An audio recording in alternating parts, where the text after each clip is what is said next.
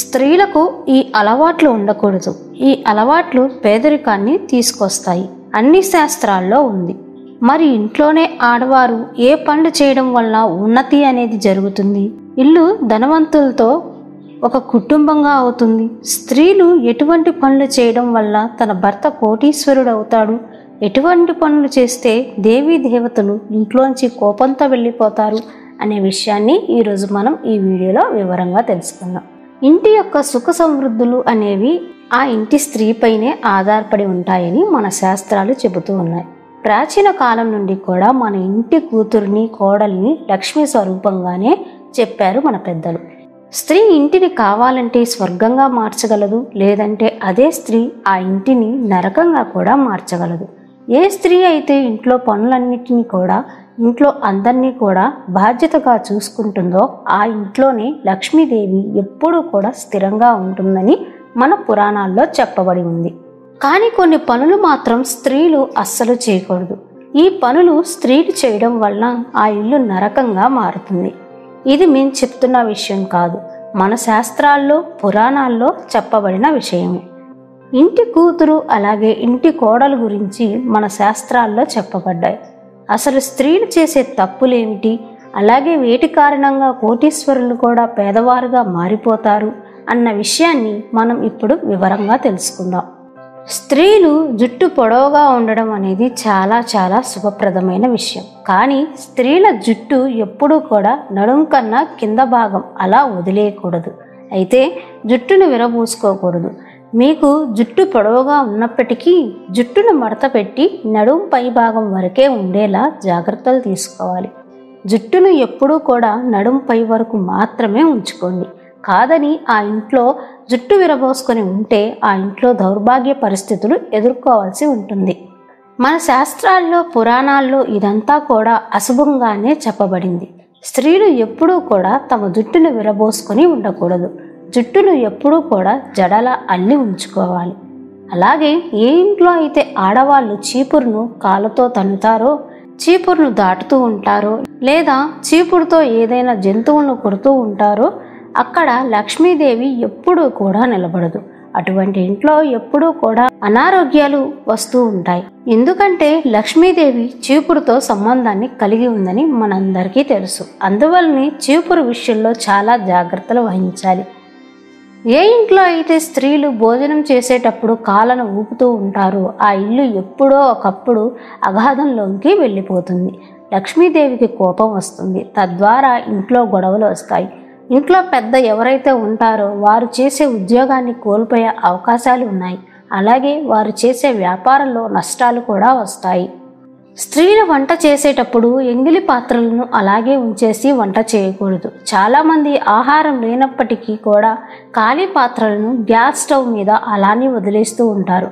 రాత్రి సమయంలో కూడా ఖాళీ అయిపోయిన ఆహార పాత్రలను గ్యాస్ స్టవ్ మీద లేదా వంటగదిలో అలానే వదిలేస్తూ ఉంటారు. అలాంటి తప్పును ఆడవారు ఎప్పటికీ కూడా చేయకూడదు. రాత్రి తిన్న ఎంగిలి పాత్రలను గ్యాస్ స్టవ్ మీద కానీ, షింక్లో కానీ, వంటగదిలో కానీ అలానే వదిలేయకండి. ఆ పాత్రలను వెంటనే తిన్న తర్వాత శుభ్రం చేసుకోవడం చాలా మంచిది. ఎవరైతే స్త్రీలు శబ్దాలు వచ్చే విధంగా తలుపులు తెరుస్తారో లేదా తలుపులను మూస్తారో ఆ ఇంటిలో నుండి ధనానికి దేవతైన శ్రీ మహాలక్ష్మీదేవి కోపంతో వెళ్ళిపోతుంది. ఆడవాళ్ళకి అలవాట్లు ఉంటే వెంటనే మానుకోండి. అది చాలా చెడ్డ అలవాటు. అది మీ ఇంటిని సర్వనాశనం చేస్తుంది. అందువలన మీ ఇంటిలోనికి లక్ష్మీదేవి ప్రవేశించదు. ఒకవేళ ఆ ఇంట్లో లక్ష్మీదేవి ఉన్నప్పటికీ కూడా వెంటనే ఆ ఇంట్లో నుండి వెళ్ళిపోతుంది. ఏ ఇంట్లో అయితే స్త్రీలు సాయంత్రం సమయంలో సూర్యాస్తమయం 6 తర్వాత ఊడుస్తూ ఉంటారు, ఇంటిని శుభ్రం చేస్తూ ఉంటారు, అలాంటి వారి ఇంట్లోనికి దౌర్భాగ్యం ప్రవేశిస్తూ ఉంటుంది. ధనధాన్యాలు కరువవుతాయి. కాబట్టి ఇల్లు సాయంత్రం 5 గంటల కల్లా ఊడ్చుకోవాలి. అలాగే ఏ ఇంట్లో అయితే స్త్రీలు అర్ధరాత్రి వరకు నిద్రించరో వారి ఇంట్లో అందరికీ కూడా అశుభాలే జరుగుతాయి. నిద్రలేమి వారి అసహనానికి కారణమవుతుంది. ఏ స్త్రీ అయితే ఉదయం నిద్ర లేవగానే ఇంటిని శుభ్రం చేయదు అటువంటి ఇంట్లో లక్ష్మీదేవి ఎప్పుడూ కూడా స్థిర నివాసం ఉండదు. స్త్రీలు అపశబ్దాలు మాట్లాడడం కానీ, గట్టిగా మాట్లాడడం కానీ చేసినట్లయితే అదే కుటుంబానికి శాపంలా మారుతుంది. అటువంటి స్త్రీలు ఎక్కడున్నా సరే లక్ష్మీదేవి వారి నుండి దూరంగా వెళ్ళిపోతుంది. వివాహం జరిగిన తర్వాత స్త్రీలు మంగళసూత్రాలను, గాజులు, చెవి కమ్మలు, మట్టెలు, పట్టీలు ఎప్పుడూ కూడా తీయకూడదు. అలా తీయడం వల్ల భర్తకు అనారోగ్య సమస్యలు వస్తాయి. లక్ష్మీదేవి కూడా అటువంటి ఇంటి నుండి వెళ్ళిపోతుంది. స్త్రీలు భోజనాన్ని వండేటప్పుడు ఉప్పు చూడడం, వండినప్పుడు వంటలను రుచి చూస్తూ ఉంటారు. అలా ఎప్పుడు చేయకండి. ఎందుకంటే భోజనాల్లో కొంత భాగం భగవంతుడికి నైవేద్యం పెట్టాలి.